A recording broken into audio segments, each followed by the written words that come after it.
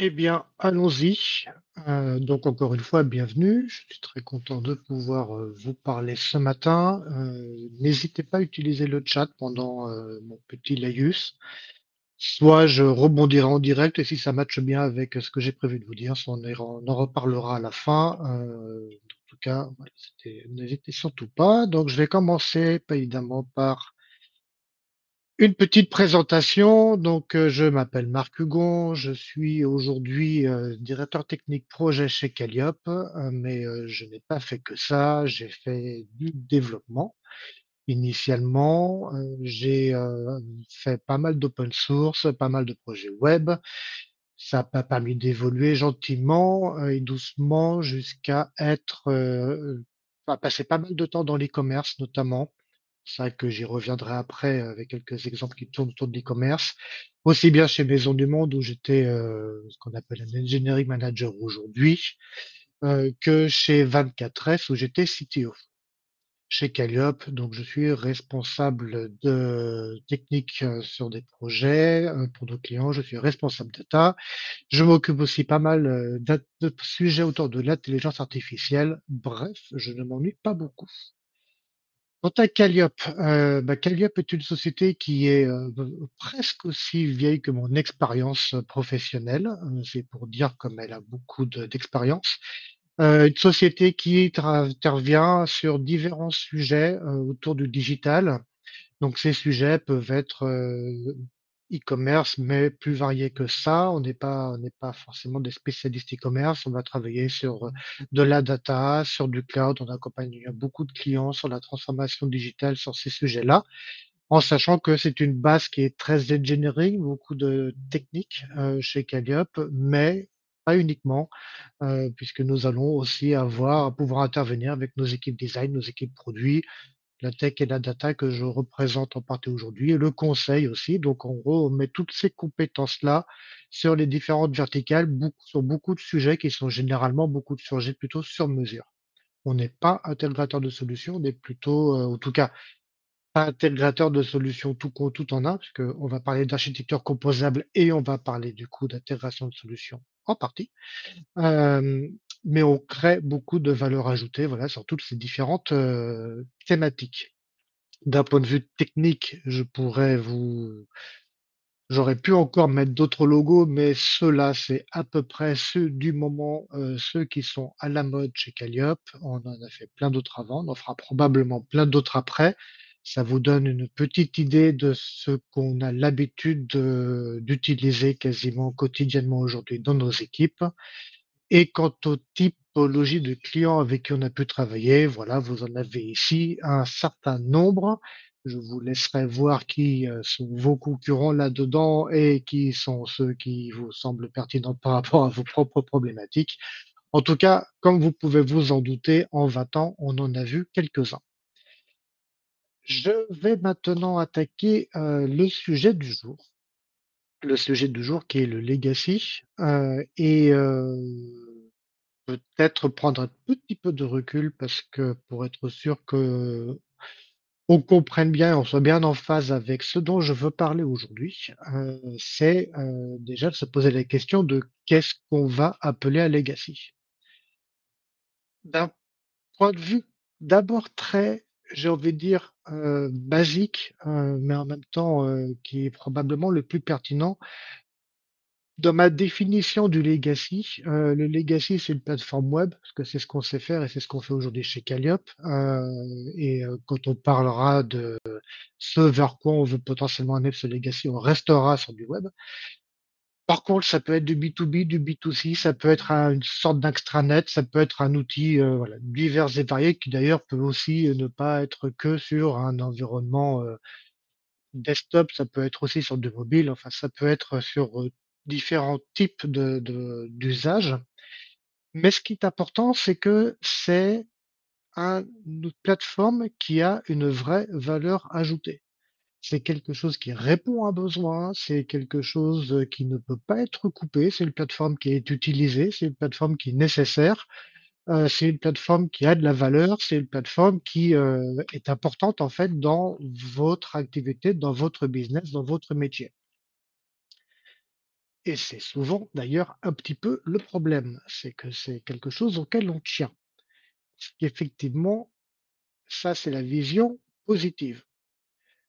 Il est probable que quand le terme legacy va avec on va dire, une reconnaissance interne qui est pas tout à fait la même chose que ce que je vous ai dit avant. C'est-à-dire que d'un point de vue utilisateur finaux, c'est plutôt une solution qui est critiquée. Critiquée dans le sens où on trouve que c'est daté, que l'expérience utilisateur, franchement, les autres font mieux, que ça rame, c'est pas rapide et que ça n'évolue pas comme on aimerait que ça évolue et que, bien évidemment, l'herbe est plus verte ailleurs. Donc, en gros, souvent, sur le terme legacy, on va retrouver une expérience utilisateur qui est loin d'être au top. Et d'un point de vue plus tech, on a des soucis avec cette plateforme-là, qui vont être souvent du type écosystème technique, le fait que ça repose sur, potentiellement sur des technologies qui ne sont plus à jour, et qui ne sont peut-être même plus compatibles avec ce qui est la norme de votre infrastructure globale. Donc c'est un peu la verrue que vous avez sur vos schémas globaux. Bah, tout est génial sauf, bah, 1 ou 2 trucs. Il se trouve que dans ces trucs-là, il y a ce fameux legacy et que ce legacy, pourtant, encore une fois, il a de la valeur. Il est probable que de la même façon que les utilisateurs ne sont pas satisfaits du service qu'apporte ce produit, ben, vous n'êtes pas satisfait de ce que ça vous coûte de maintenir, de faire évoluer, si c'est encore possible, ce même produit. Donc vous avez un voilà, d'un point de vue d'un point de vue budgétaire, bah, ça coûte entre guillemets «trop cher» pour ce que ça te fait et vous pouvez potentiellement aussi avoir des difficultés au niveau de vos équipes techniques, des difficultés de turnover, des difficultés de motivation, des difficultés à pouvoir continuer à travailler avec des personnes qui sont globalement frustrées d'avoir à travailler sur cette plateforme-là qui, encore une fois, repose potentiellement sur des langages, sur des technologies, sur des frameworks, sur des habitudes de travail qui ne se feront plus quand on travaille bien. Vous connaissez les développeurs, hein, ils sont vite capricieux, ils sont vite frustrés de ne pas pouvoir utiliser les derniers frameworks à la mode. Et le problème de cette population-là, c'est que souvent, quand ils ne sont pas contents, ils peuvent trouver quelque chose d'autre ailleurs. Et pourtant, ces gens-là ont de la vraie compétence, des vraies connaissances et ont de la valeur ajoutée pour vous. Et donc, on se retrouve à devoir, régulièrement se poser 3 la même question, c'est on en fait quoi de ce legacy? Et généralement, on a 3 options. Celle qui fait que c'est encore un legacy, c'est le choix que l'on fait le plus souvent qui consiste à dire: «Bon, bah, pour l'instant, ça passe. On continue comme ça». C'est pas forcément un choix de cœur, c'est parfois plutôt un choix, pragmatique parce que globalement, bon, on sait pas trop quoi en faire. On n'a pas vraiment de plan pour s'en débarrasser ou le plan qu'on a en tête, il coûte trop cher, on n'arrivera jamais à le vendre à sa direction. Bref, il est là, il continue. Après tout, il n'est pas encore mort, il continue à faire son job, donc on continue. Les 2 autres options, le build, leur buy. Est-ce que je le remplace par quelque chose sur l'étagère avec, bah, on connaît tous, hein, les arguments de, ça fait presque tout ce dont j'ai besoin, ce qui est génial, mais ce dont j'ai pas besoin, peut-être que ça va me gêner, ou on le redéveloppe. Ça coûte cher, on développe des choses qui sont déjà disponibles par ailleurs. Est-ce que c'est la bonne idée? Comme d'habitude, pas de bonne réponse. Alors, je vous ai dit tout à l'heure que j'aimais bien l'IA, donc on va directement passer, avec cette question-là. Et si on mettait de l'IA, aujourd'hui, je n'y crois pas du tout pour remplacer un legacy. Ça peut peut-être aider pour le faire, mais ce n'est pas ça qui va le remplacer. Donc voilà, on n'a pas de bonne réponse, dans le sens où, bah, là, les réponses sont toutes bonnes si on répond oui, elles sont toutes bonnes si on répond non. En fait, c'est une question de choix, c'est une question de contrainte, c'est une question de philosophie, de stratégie, il n'y a pas de bonne réponse. Mais aujourd'hui, on va y apporter en tout cas un début de réponse ou une hypothèse de réponse en repartant de notre bon vieux legacy qui est souvent un monolithe, dans le sens où on a un magnifique truc tout en un qui malgré tout nous a beaucoup aidé encore une fois, a de la valeur ajoutée, a permis de faire évoluer, son métier, son business, donc c'est pas à jeter. C'est pour ça que j'aime bien cette image du monolithe de 2001. Il a transformé la société, mais on ne sait plus trop comment lui parler. Et donc aujourd'hui, on va parler de l'hypothèse de le redévelopper avec cette notion d'architecture composable. Et donc du coup, parlons de l'architecture composable.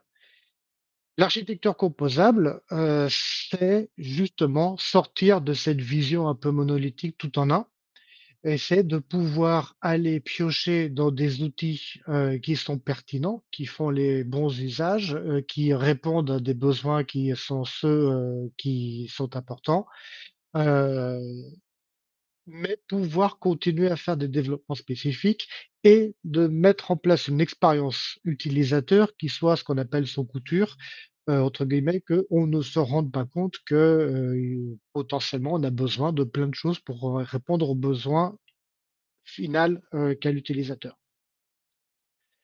Pour vous montrer à quoi ça ressemble aujourd'hui dans ce qu'on fait, dans les propositions d'architecture qu'on met en place chez Calliope, ça ressemble à ça.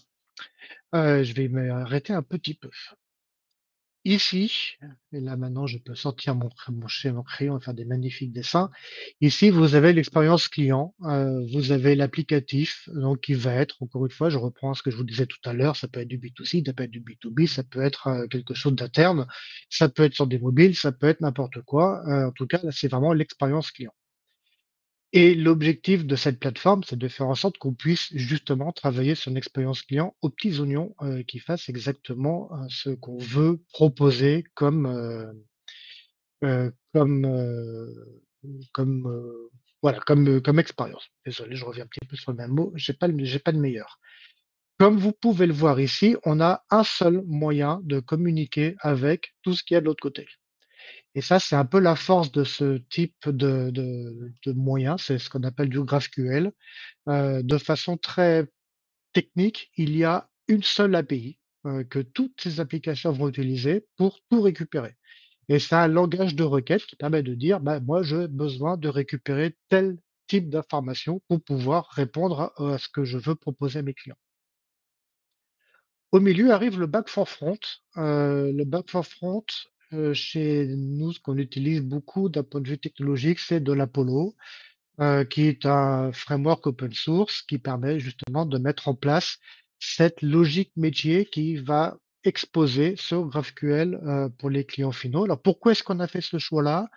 Notamment parce que ça utilise, JavaScript qui est aujourd'hui le langage qu'on utilise, de façon qu'on utilise beaucoup chez Calliope et c'est très adapté à l'hébergement, dans des solutions cloud avec du Kubernetes et ça peut l'intérêt, c'est que ça peut scaler de façon horizontale, de façon verticale. Chaque instance du back front est totalement indépendante des autres et ça, c'est une force, pour, l'hébergement de type cloud.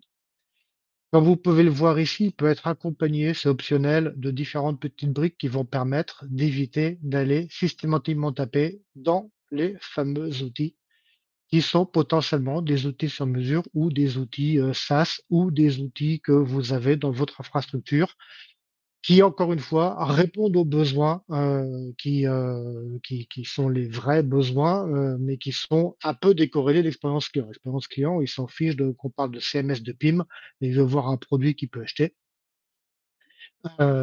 Mais c'est justement ce que va permettre de faire ce back for front, c'est de faire le lien entre tous ces outils-là qui globalement, généralement, maintenant ont de plus en plus d'API, voire sont nativement headless, mais on y reviendra, par la suite.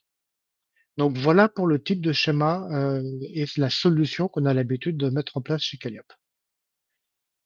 Et du coup, je vous en ai déjà parlé, ça veut dire que le composable implique généralement quand même d'être prêt à aller sur de une architecture cloud où on va avoir du Docker, du Kubernetes, du Terraform, de l'infrastructure as code, des terminologies, des habitudes de travail qui sont pas forcément évidentes pour tout le monde et chacun a le droit d'être plus ou moins aujourd'hui en phase avec ce genre d'hébergement. Il faut aussi accepter de travailler dans une logique API first. C'est pas forcément évident non plus, et ça veut dire qu'il faut s'outiller pour pouvoir développer, déployer, pour pouvoir tester, pour pouvoir mesurer. C'est pas si, ça a quelques impacts quand même. Et donc tout ça, c'est une culture qui change un petit peu.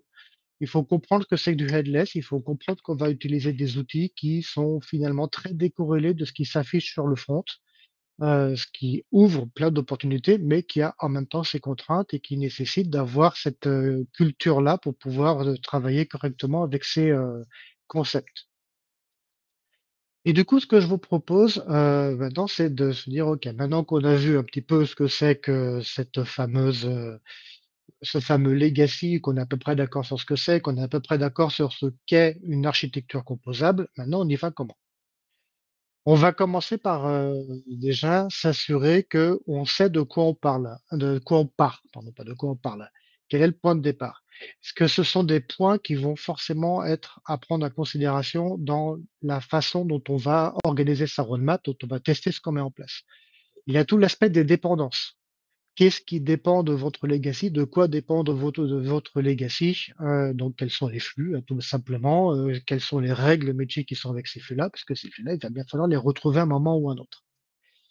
Après, il y a ce qui est explicite, les fameux flux, et ce qui est un petit peu moins. C'est-à-dire que si votre outil permet de faire des feuilles Excel, de faire des fichiers, des exports ou des choses comme ça, bah, ça veut dire qu'il y a des personnes qui l'utilisent. Et là, du coup, qu'est-ce qu'ils en font? À quel point c'est important et à quel point, si on casse ces habitudes qui sont plus ou moins informelles, à quel point les gens vont venir créer dans le bureau demain, c'est un point qui est pas toujours si anodin que ça. Et quand on parle de points anodins, il y a évidemment qu'est-ce que fait le legacy? Comment il marche aujourd'hui? Si c'est documenté, c'est bien, et si c'est réellement documenté, c'est encore mieux. Est-ce que c'est le cas? C'est souvent des bonnes questions à se poser. Spoiler alerte, c'est souvent pas si bien que ça. On va du coup maintenant un petit peu se focaliser sur un exemple, une migration de système e-commerce, parce que je vais vous donner quelques éléments pour illustrer la façon dont on peut aller vers cette architecture-là. Donc voilà, le scénario du jour, j'ai un site e-commerce, forcément, j'en ai fait plein, donc ça parle un petit peu plus, avec un bon vieux legacy des familles qui sait faire plein de choses, qui fait CRM, qui fait PIM, forcément, logique, qui fait aussi CMS, tant qu'à y être, parce que c'est facile. Et j'ai fusionné avec une autre société qui, ben, aux surprises, a son propre legacy. On s'est regardé un petit peu, on a fait semblant de faire croire que ça pouvait fusionner et ça ne fusionnera pas. Et donc, j'ai été obligé, quelque part, de supprimer l'option 3 qui était: «Je ne touche à rien». Maintenant, il faut que j'en sorte. Et c'est en fait souvent comme ça, en fait, finalement. C'est souvent des contraintes, des, opportunités qui font que, ben, l'option, «On ne bouge pas» ne marche plus comme on aimerait que ça marche. Maintenant, prenons quelques cas pratiques. Généralement, c'est ce qu'on commence à faire, c'est mettre en place un CMS headless parce que le CMS, souvent, ça paraît simple, et ça l'est un petit peu. Donc, pour rappel, l'un des points les plus intéressants, les plus changeants aussi quand on passe d'un CMS un petit peu à l'ancienne avec un CMS headless, c'est le fait qu'on revient sur la notion de CMS qui est donc la gestion de contenu, et un contenu est totalement indépendant de tout et n'importe quoi, notamment, de l'arborescence. Et que souvent les CMS, étaient toujours liés avec le menu de navigation, le CMS headless ne l'est pas, et le contenu, c'est un empilage de choses, qui peuvent être un titre, qui peut être une image, qui peut être un carrousel, qui peut être tout ce qu'on peut imaginer, et on peut comme ça en empiler autant qu'on veut.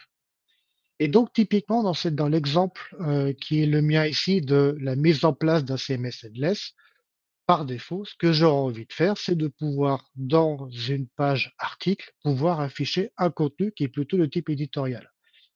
Pour arriver à ça, en fait, les différentes étapes, vont grossièrement être les suivantes.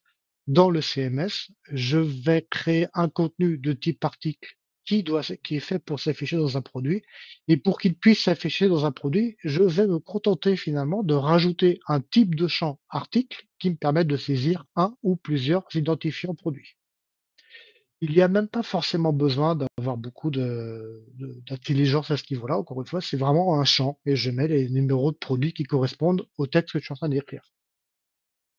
Le fameux back for front que je vous ai, présenté tout à l'heure, bah, c'est lui qui va devoir être adapté pour pouvoir récupérer les valeurs de ce champ-là et donc faire le lien avec les produits qui viennent d'ailleurs.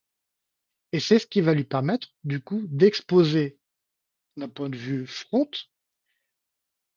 une route, encore une requête qui permet au front de pouvoir dire: «Je veux récupérer le produit et si tu en as, merci de me donner les contenus éditoriaux qui vont avec. Si tu as un article qui va avec, je suis preneur» et c'est le back for front qui va du coup renvoyer d'un seul coup toutes les données produits, plus, si c'est disponible, un titre, un peu de texte, une image.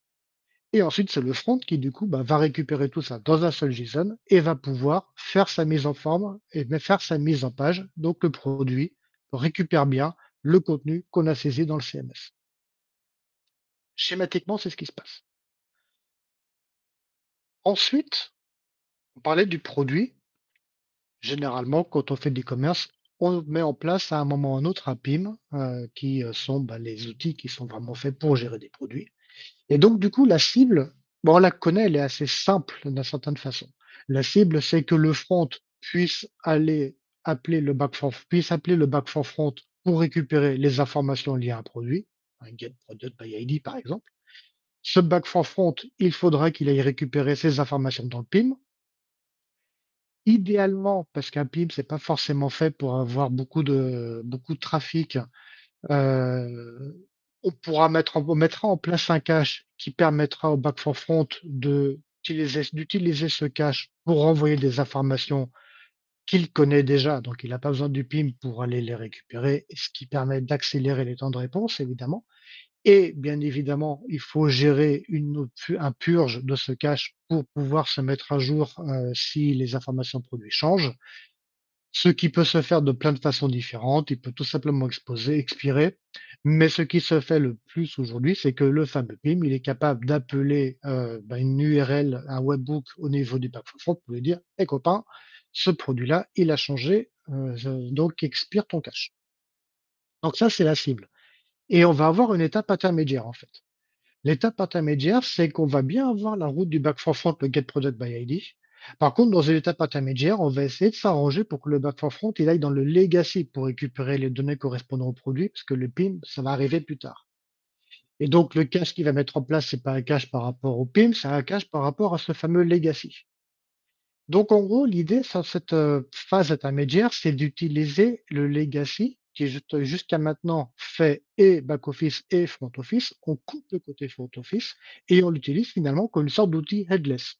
Il a toujours son outil d'administration, il permet toujours de gérer les informations produits, mais voilà, on coupe l'aspect front et on trouve des moyens. Il faut des fois être un petit peu imaginatif parce qu'il est plus ou moins résistant à ce genre d'usage, mais on trouve un moyen d'aller récupérer ces informations. Le moyen, une fois sur deux, c'est des requêtes en base de données directement. Parfois, il y a des API qui traînent. Ça peut être aussi des exportations, pourquoi pas, CSV ou tout ce qu'on enfin, l'idée, c'est qu'on ait un moyen de faire comme si on avait un PIM et l'intérêt, c'est que quand le PIM arrivera, parce que c'est l'objectif, il y aura rien à changer au niveau du front et il y aura rien à changer au niveau de ce que qu'expose le back for front. Ce sera indolore d'un point de vue front et on aura quand même commencé à faire cette transition. Et du coup, quand on parle de front, comment est-ce qu'on peut aussi débrancher le front du legacy? Bah, les 2 options qu'on utilise aujourd'hui relativement régulièrement, la première, c'est de le faire par URL. C'est-à-dire qu'à partir du moment où j'ai dans mon nouveau système front, mis en place, bah, l'affichage de parties du site, j'ai des URL qui correspondent à ça et donc du coup, en amont, bah, je vais rediriger le trafic sur mon nouveau, système par type d'URL. C'est quelque chose qui est très facile à mettre en place, mais qui ne va pas sans quelques difficultés quand même. Je vous ai listé celles qui sont les plus classiques et les plus redondantes et clairement pas toujours évidentes à gérer. Il y a la notion des éléments de navigation transverse. On veut que l'expérience client soit sans couture et c'est normal, on n'a pas envie qu'ils se rendent compte que quelque chose a changé, d'une page à l'autre. Ça, c'est pas forcément si évident de reprendre le front-end du legacy, le header du legacy pour l'intégrer dans le site, «nouvelle génération» entre guillemets. conserver le style graphique aussi. Il y a des moyens évidemment, si je vous en parle, c'est parce qu'on y est arrivé, mais c'est pas toujours évident. Faire apparaître le panier, bah, ça pose pas mal de problèmes aussi, parce que du coup, il faut quand même récupérer l'assistant utilisateur. Souvent, c'est un peu j'allais utiliser le mot bidouille, mais j'ai envie de dire plutôt de la haute voltige, pour essayer de faire au fameux legacy des choses qui étaient pas prévues. Heu, mais heu, mais il y a des moyens. Il y a souvent aussi des aspects, si on veut générer des liens vers le legacy ou le monolithe. Il y a un petit peu de il y a un petit peu de faut être assez souple, faut être imaginatif, mais c'est ce qui permet de débrancher au fur et à mesure, petit à petit, pendant qu'on met en place les nouvelles pages, bah, ça permet de commencer à éviter un effet Big Bang qui peut être un choix tout à fait pertinent selon les cas, mais qui, a une part de risque évidemment qui est plus importante que, quand on essaye de migrer comme ça petit à petit. Une autre option, plutôt que d'y aller par OS, c'est d'y aller par composant. C'est-à-dire que l'idée, c'est de pouvoir insérer du JavaScript et ce JavaScript va aller chercher du coup du contenu du nouveau système qu'on est en train de mettre en place. On l'a fait pour un client assez récemment. Le cas était de pouvoir mettre en place de la personnalisation sur des produits et donc de façon assez basique quelque part sur la fiche produit, il y avait un bouton personnaliser ce produit. Ce bouton-là, il apparaît pas tout le temps. Donc l'idée était déjà de pouvoir, le faire apparaître et donc ce bouton-là, il est généré par la nouvelle application. C'est lui qui a toute la logique métier. Quand on appuie sur ce bouton-là d'un point de vue utilisateur, il y a une pop-in qui s'ouvre dans laquelle on peut faire tout un tas de choses et cette pop-in n'est évidemment pas gérée par le legacy. Donc c'est la façon dont on peut commencer aussi à injecter des nouveaux contenus dans les pages, ces nouveaux contenus étant gérés par quelque chose de nouveau.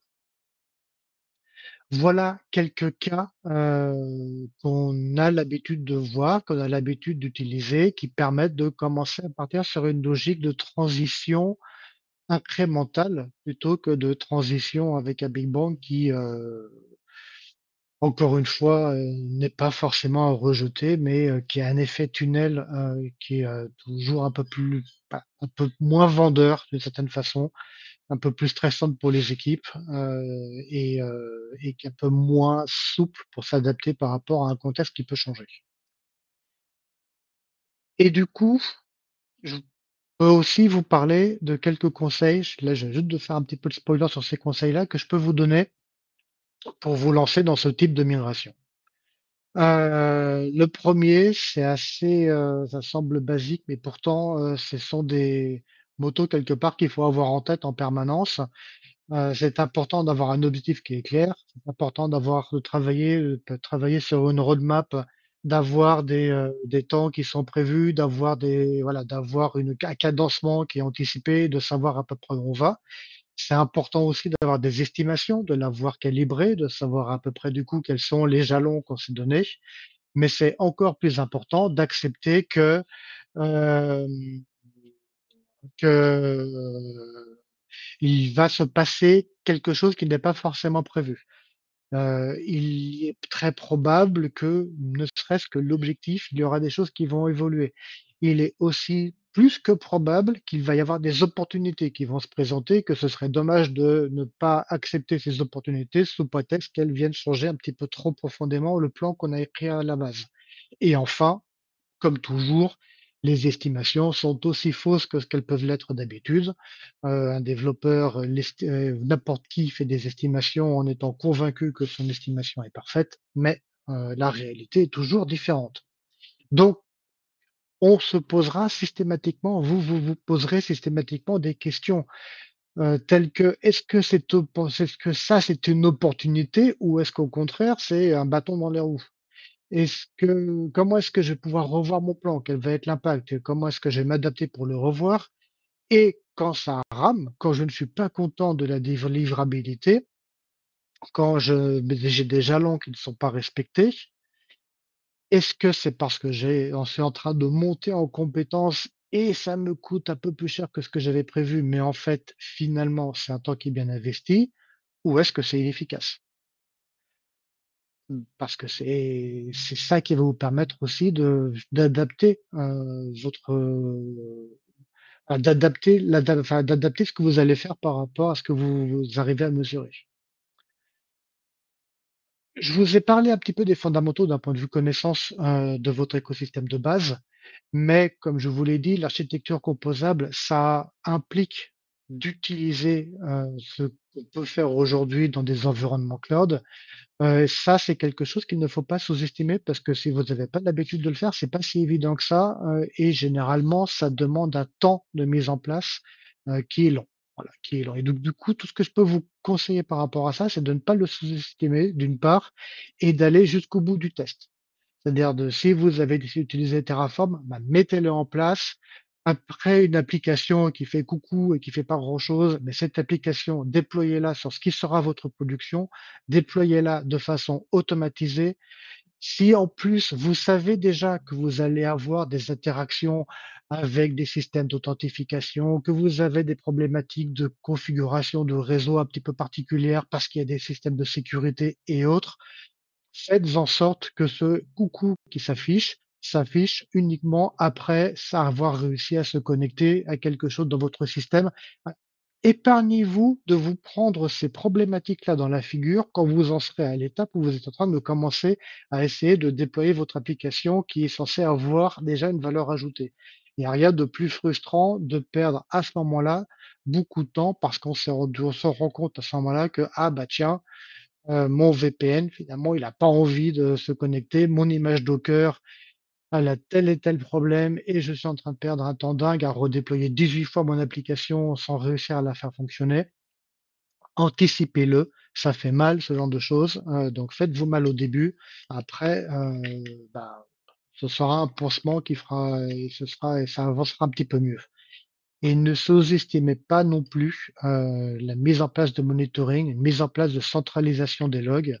J'en ai pas beaucoup parlé, mais c'est vrai que dans le vrai problème finalement d'une architecture composable, c'est que vous avez des choses à droite, à gauche, au milieu, en haut, en bas sur l'étagère et il faut centraliser un peu tout ça parce que quand vous essayez de comprendre, de suivre un comportement, de suivre ce qui se passe dans cette application-là, s'il faut se connecter à 5 endroits différents pour savoir ce qui se passe, c'est foutu, vous saurez jamais ce qui se passe.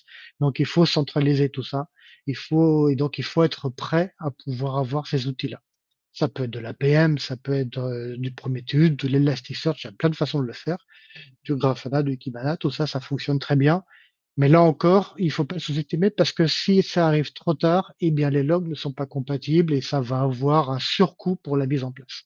Donc ne le sous-estimez pas, anticipez-le, vous n'en serez que, plus satisfait.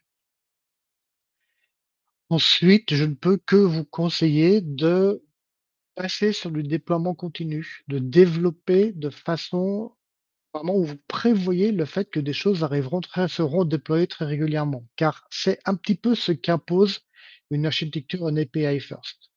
Il y a besoin de déployer régulièrement pour éviter tout simplement de bloquer quelque chose et de ne pas tester et d'attendre et du coup de reproduire des mini effets Big Bang quelque part. Donc, et savoir déployer, bah, c'est important parce que ça permet régulièrement, bah, d'avoir des incréments sur lesquels si quelque chose se passe mal, c'est plus facile de comprendre et de trouver ce qui s'est mal passé sur un petit incrément que sur un incrément un peu plus gros. Ça a l'air bête dit comme ça, mais pourtant c'est tellement vrai. Donc pour pouvoir déployer régulièrement, bah, préparez aussi quelque part, préparez-vous, au rollback.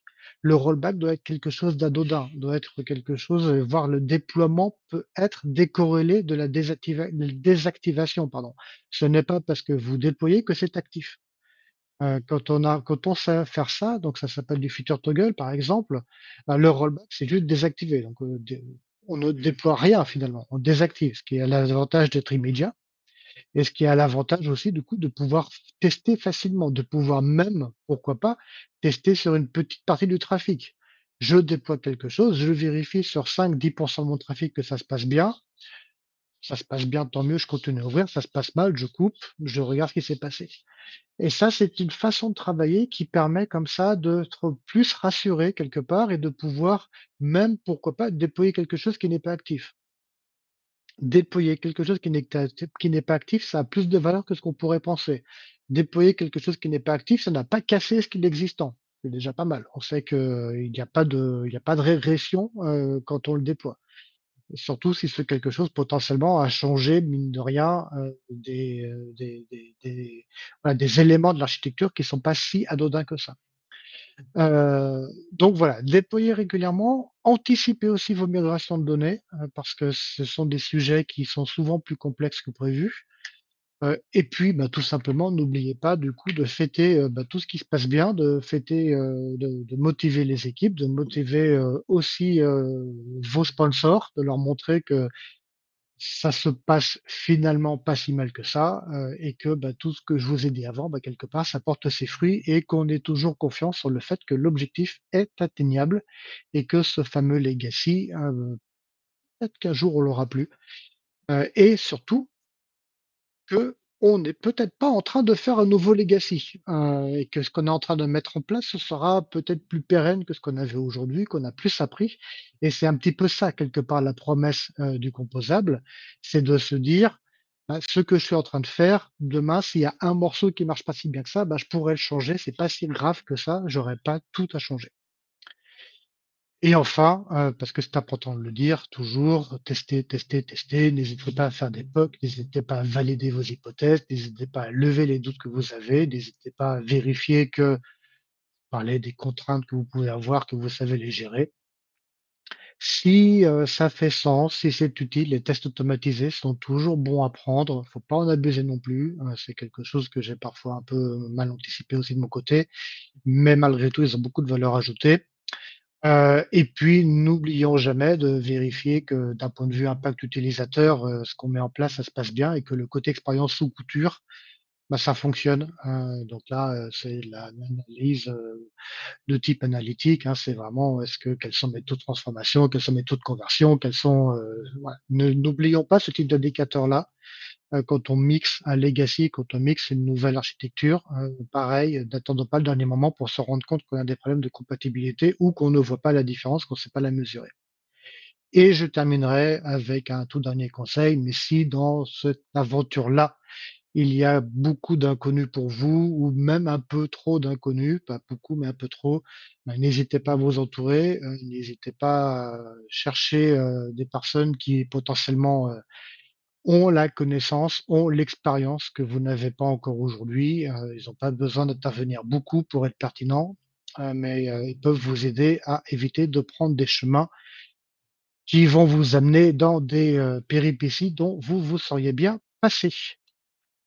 Et voilà, j'en arrive à la fin de ce que j'avais envie de vous présenter aujourd'hui, de ce qu'on avait envie de vous montrer dans ce qu'on a l'habitude de faire aujourd'hui chez Calliope.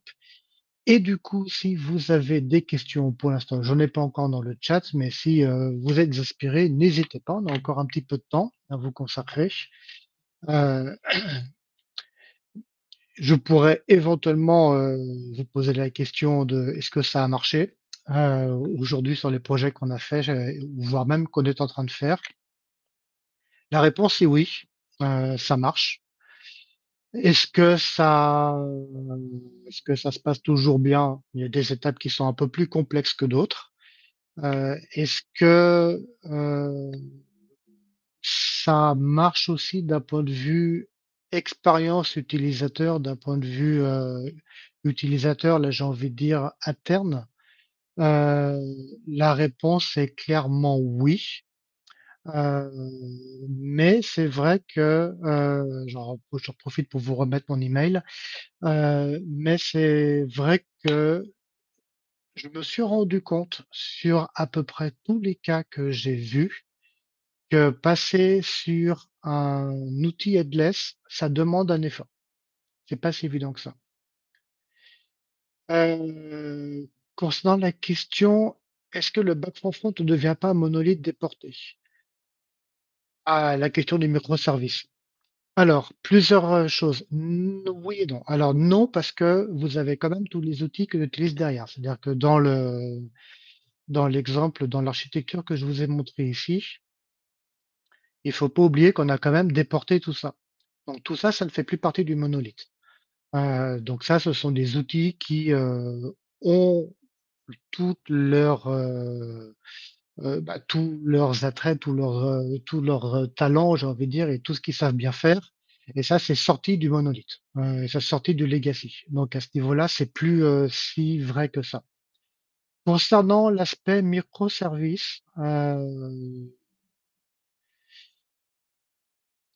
j'ai aujourd'hui, après l'avoir moi-même pas mal essayé et après m'être pas mal planté avec les microservices, j'ai finalement la conviction qu'il y a assez peu aujourd'hui de cas qui nécessitent ou du moins pour lesquels la mise en place de microservices est vraiment pertinente.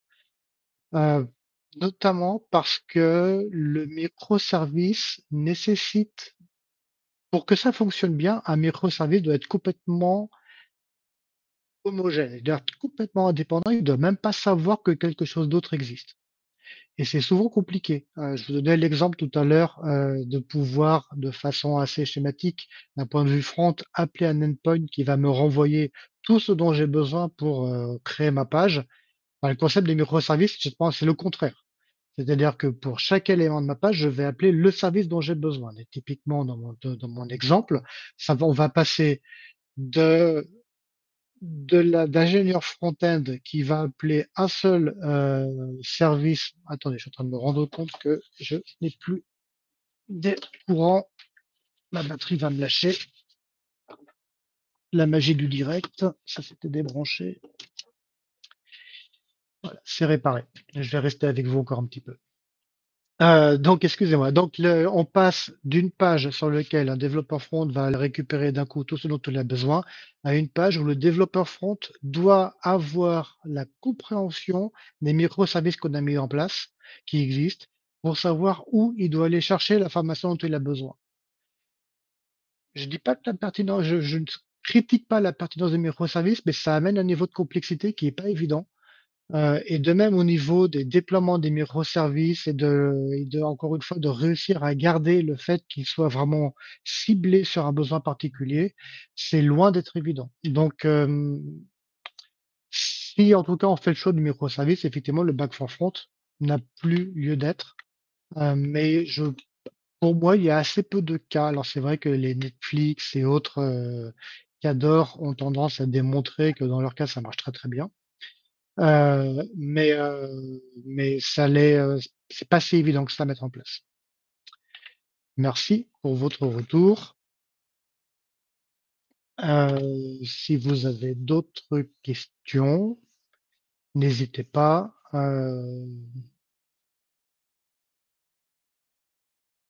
Alors, merci pour la question. Comment intégrer un outil sur étagère non headless qui offre déjà l'interface pour couvrir son périmètre applicatif? Heu, alors, le cas est intéressant. Le sujet est intéressant. Quelque part, si je suis cette, hypothèse-là, donc ça veut dire qu'on a un outil qui est pas headless, qui fait super bien ce qu'il fait, donc ça veut dire qu'à la limite, mais qu'on n'a pas besoin de s'en débarrasser parce qu'encore une fois, il fait très bien, son métier, il est accepté par l'utilisateur. On va peut-être rentrer dans le cas que j'avais mis ici exotique. Comment est-ce que je pourrais, qu'est-ce que je pourrais proposer? Ben, je pourrais proposer peut-être que le back for front, il appelle quelque part, bah, ce qu'expose du coup ce fameux outil headless, donc l'HTML et qui viennent taper dedans pour récupérer du contenu. C'est exotique, mais pourquoi pas? Peut-être que ça pourrait fonctionner. Faut voir si, ça pourrait se tester. Heu, Parce que si c'est un outil pour lequel on n'a pas accès, si c'est un outil qui est en plus en mode SaaS, donc on a accès à pas grand chose d'autre, que, bah, ce qu'il expose. Soit le bon premier choix serait de chercher des API, des API. Est-ce que j'ai des API? Est-ce que je peux aller taper dedans? S'il y a pas ça, bah, du coup, potentiellement, pas le choix, hein, il va falloir aller jouer avec ce qu'il fait d'un point de vue front. C'est pas si évident que ça. Quelque part, à ce niveau-là, vous voulez, je vous ai parlé d'IA en mettant de côté, peut-être que l'IA pourrait aider pour se prémunir de modifications et pour pouvoir permettre éventuellement d'aller chercher des contenus avec une pertinence qui serait un petit peu complexe à mettre en place avec, de la lecture de fichiers HTML en brut. Ça pourrait être une idée. Mais, à creuser, là, on rentre clairement dans le POC. On veut utiliser l'outil, on veut, Heu, Probablement non, effectivement. Bah, disons que dans le cas alors le cas est intéressant Alexis, hein, merci, ce sera intéressant de creuser un petit peu plus effectivement ce que fait cet outil-là, ce que vous voulez rajouter par-dessus. Et à quel point ça va rentrer dans est-ce que c'est quelque chose d'important ou de pas important par rapport à la vision globale de votre produit quelque part? Parce que sinon quelque si c'est lui le legacy finalement dont on est en train de parler et si il fait 90 du de ce dont vous avez besoin, bah, peut-être que c'est la stratégie dont je vous avais parlé tout à l'heure qu'il faut essayer de privilégier, c'est-à-dire de trouver un moyen pour peut-être y injecter dedans, bah, le petite feature qui manque, celle qui amène de la valeur ajoutée et trouver là, du coup, on change complètement le paradigme. C'est que finalement, on assume le fait que ce soit bien lui qui expose l'expérience, lui, en général, et on trouve un moyen d'aller venir y injecter, du voilà, quelque chose de plus, ça peut être peut-être des données supplémentaires, de l'expérience supplémentaire, voilà. Peut-être que c'est ça l'option qui pourrait être, mise en place dans ce cas présent. Un petit peu compliqué évidemment d'être, très pertinent, là comme ça à chaud, mais, OK, d'accord. Donc le legacy fait à peu près tout, mais vous voulez le remplacer par une solution sur étagère qui n'aura pas tout et on ne dira pas ce qui manque. Et cet outil aura probablement une interface. Bah, dans ce cas-là, effectivement, on n'est pas forcément alors, généralement, ça va dépendre de l'outil, sur l'étagère que vous avez choisi d'utiliser. Il y en a de plus en plus qui ont quand même des fonctions de de personnalisation.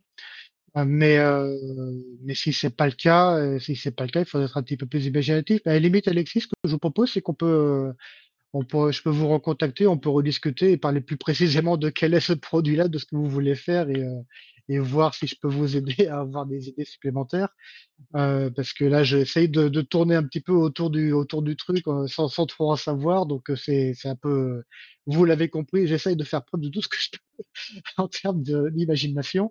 Mais si ça vous dérange pas, je vous recontacterai pour on pourra en discuter plus précisément. C'est noté. Je reviens vers vous.